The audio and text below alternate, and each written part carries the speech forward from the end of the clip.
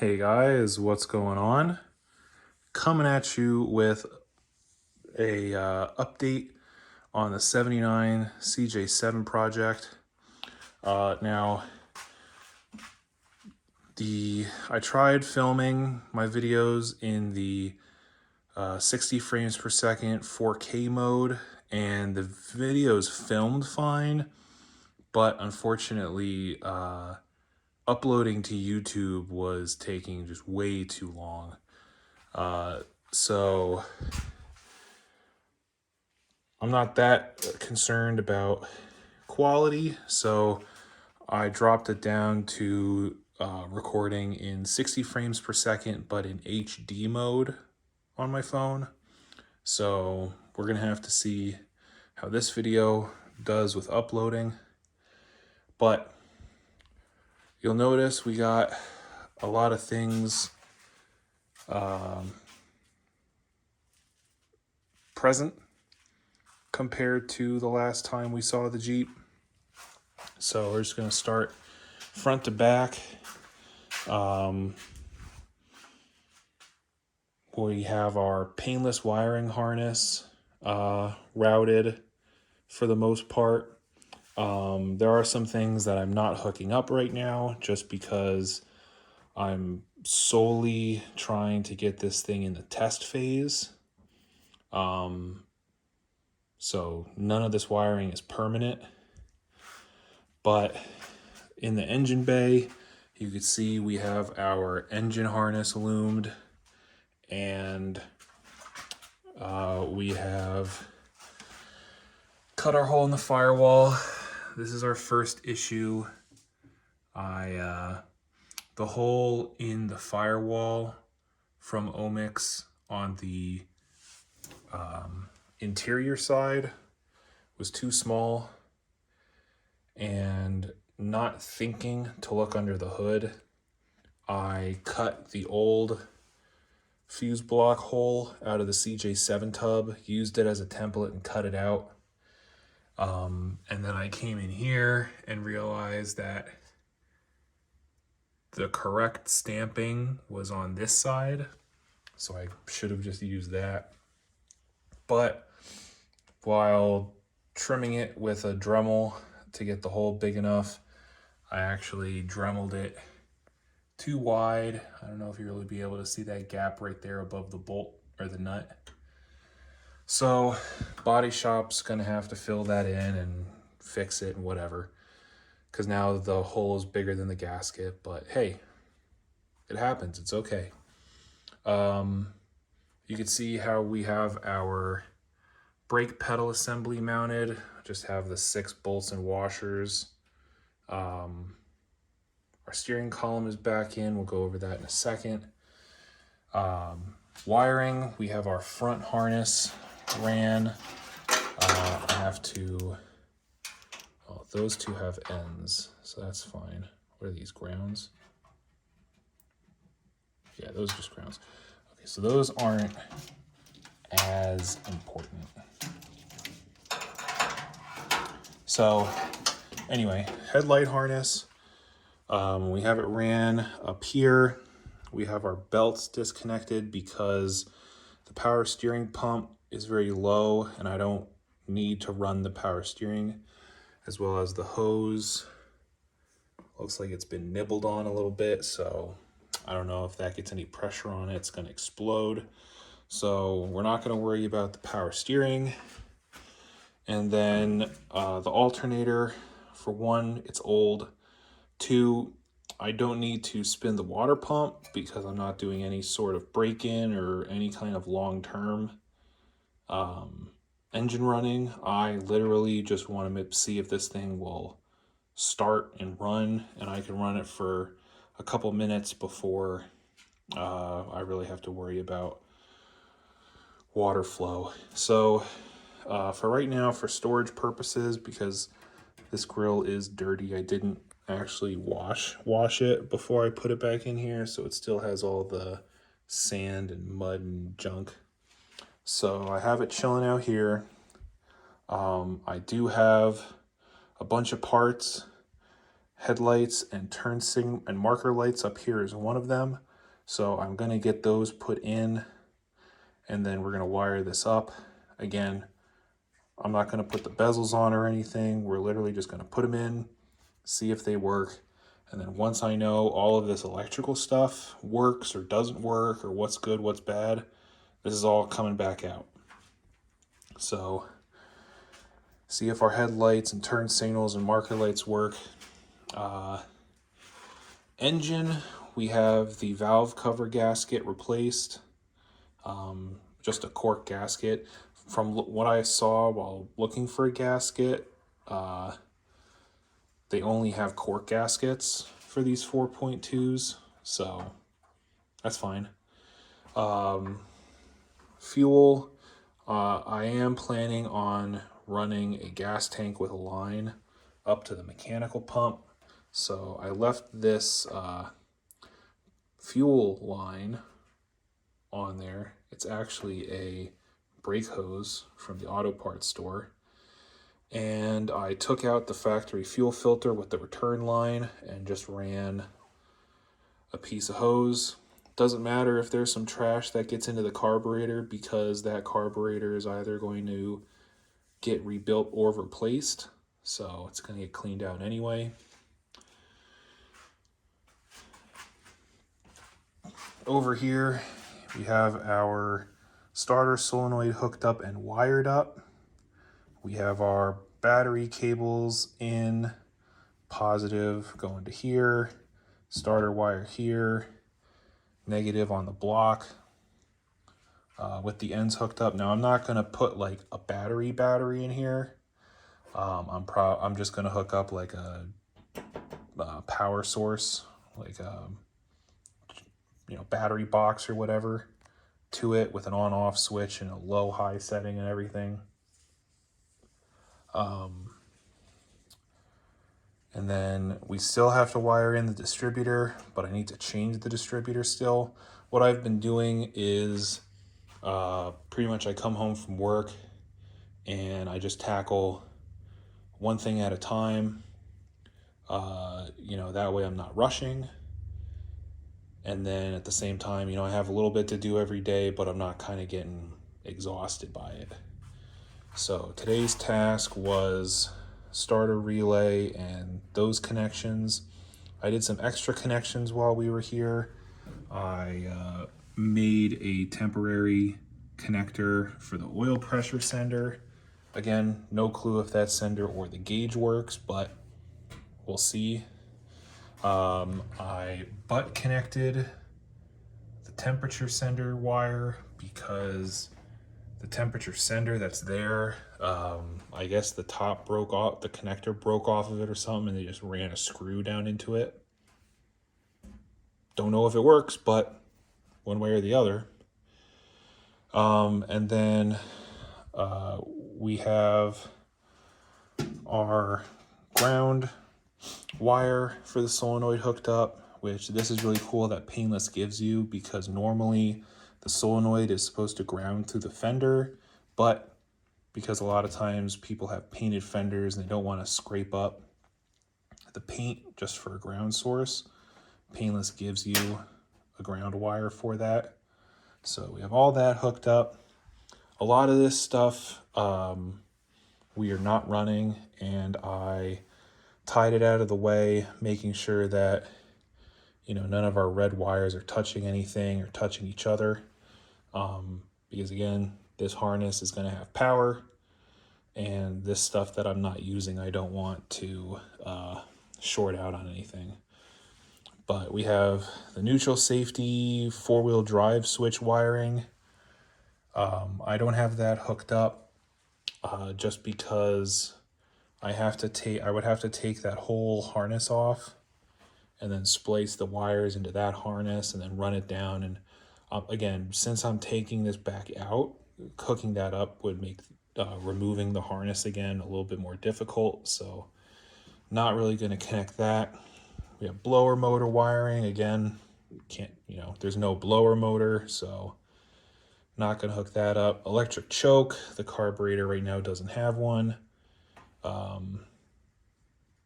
AC stuff, alternator wiring, None of that stuff, you know, accessory wires down there.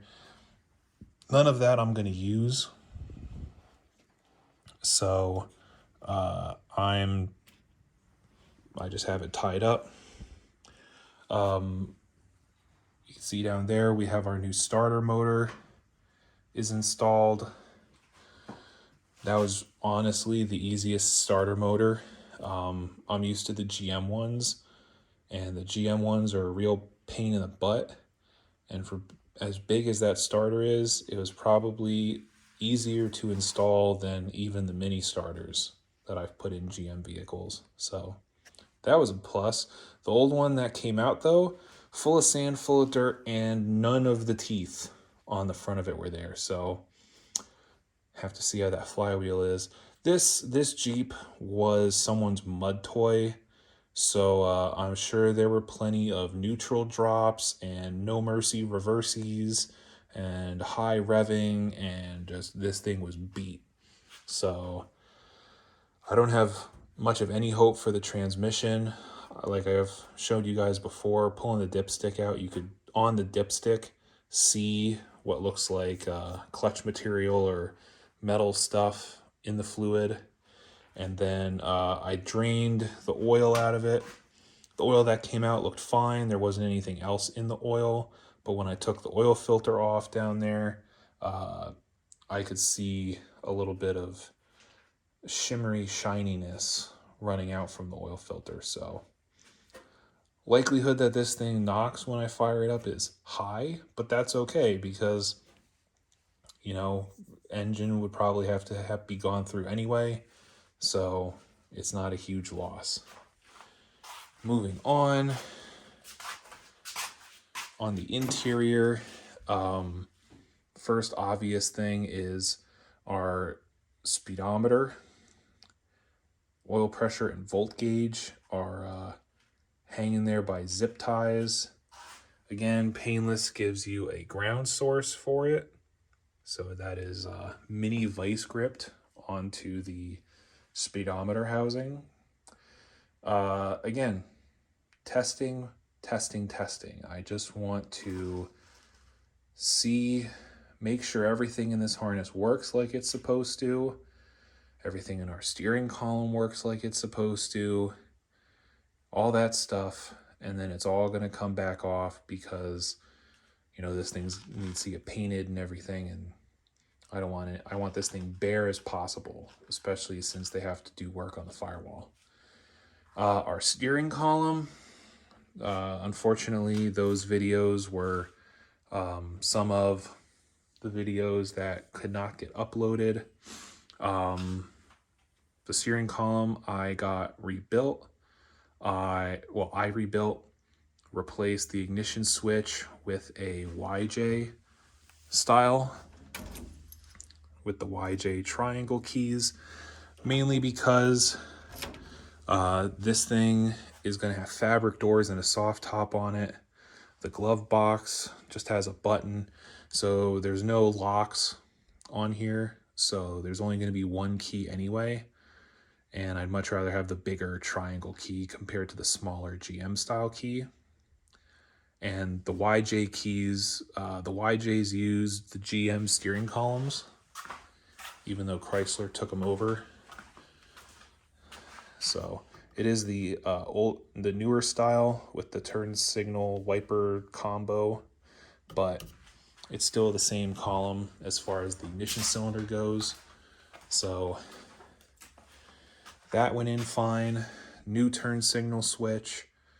I replaced the light bulb for the gear indicator, made sure and ran the wires and made sure that worked.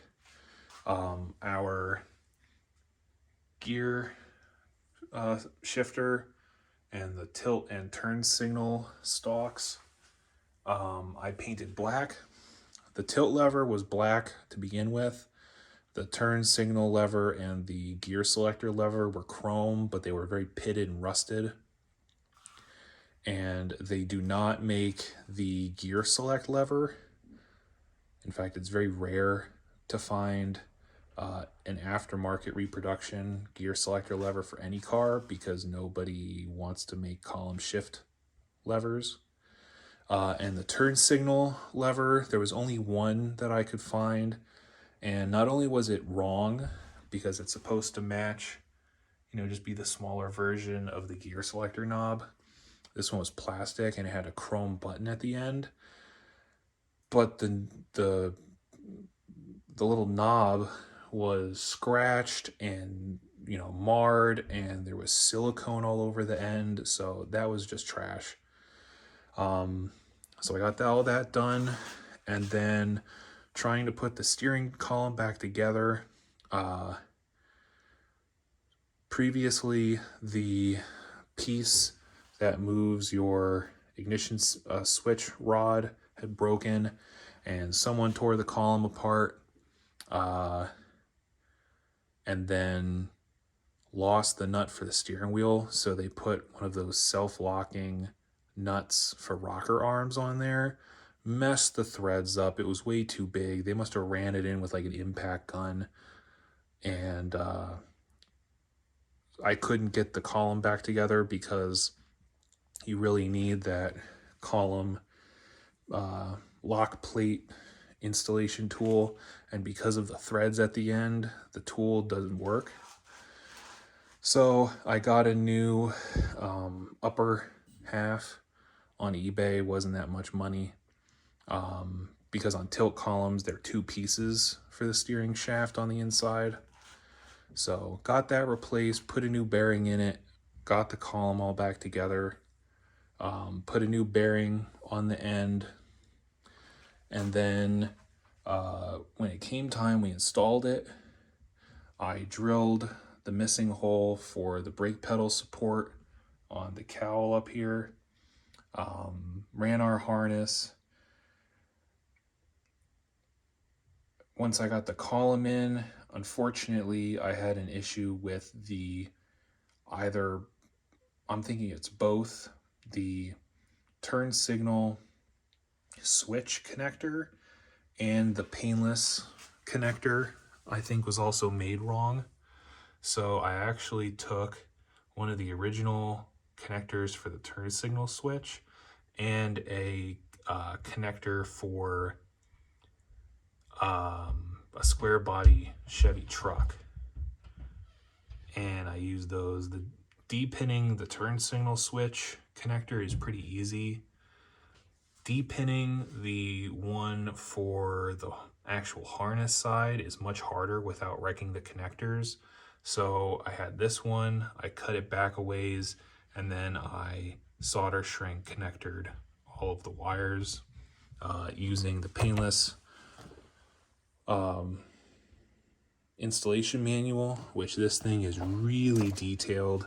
It gives you a lot of diagrams and detailed instructions to not only make installation a breeze, but also helps you with troubleshooting down the road.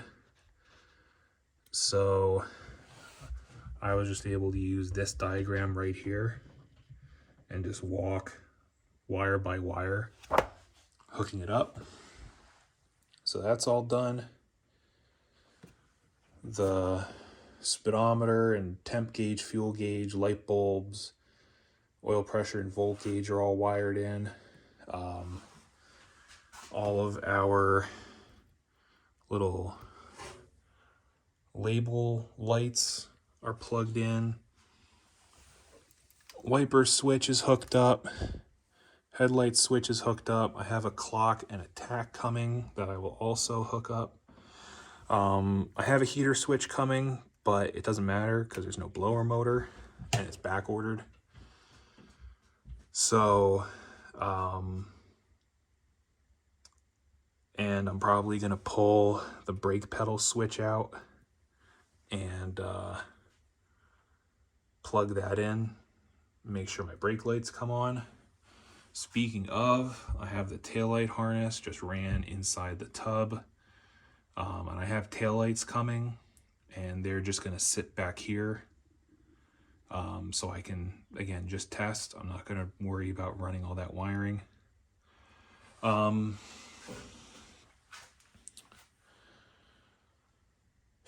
It's a lot. it hasn't been that long, but I have been doing a lot. Again, those wires we have to isolate and zip tie up out of the way so they don't short out. I have seat risers coming. I'm concerned about the seat holes in the floor pan. The old seat risers that I had would not line up with both sets of holes. If you would line this side up, then that side would be too far out or in. I can't remember which. And then the same thing, you line that side up and this side was wrong. So I don't know if the holes are wrong or if the seat risers were bent and messed up. And I'm going to get new ones anyway. So I want to make sure, get new ones and make sure those holes are correct. And if not, that way I know for when it goes to the body shop, say, hey, those holes are wrong. Something's got to be done. Other than that, nothing else. Nothing else been going on. It's been a lot of work. But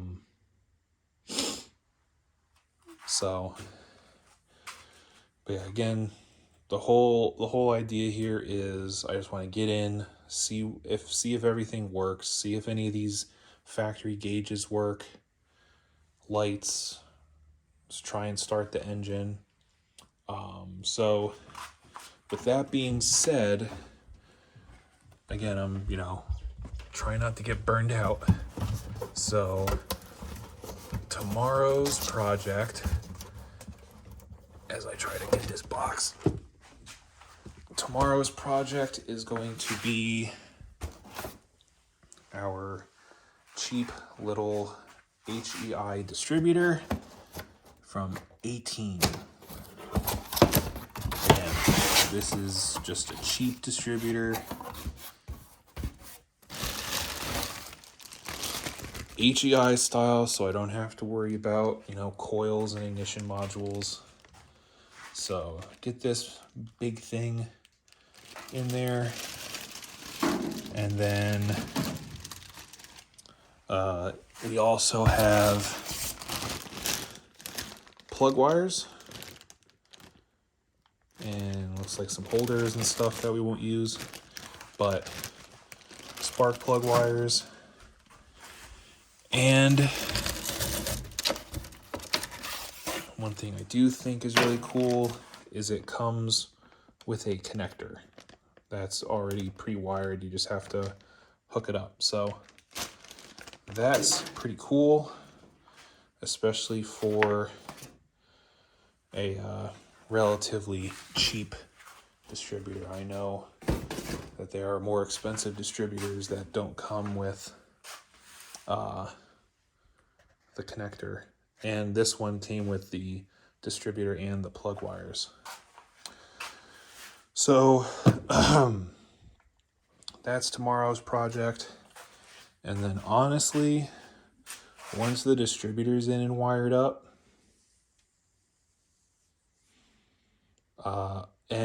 I do have to wait for my oil filters to arrive. But once this is in, the electrical is pretty much done-ish. I will have to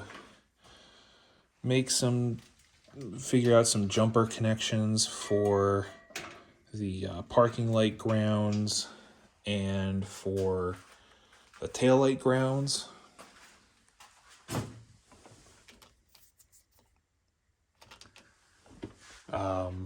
I do have a ground right there. I'm thinking I'm going to make a ground wire that runs from that point over to the battery connector. And I may make a smaller wire that will ground those two wires, and then I may make, and I'll probably make a wire that takes those two and runs them up to that point. So, but that's that. It's a lot of info, I know, but it's a lot of work that's been going on, and not a lot of work to go before we see how this thing runs, if it runs. So with that, guys, I'll catch you on the next one.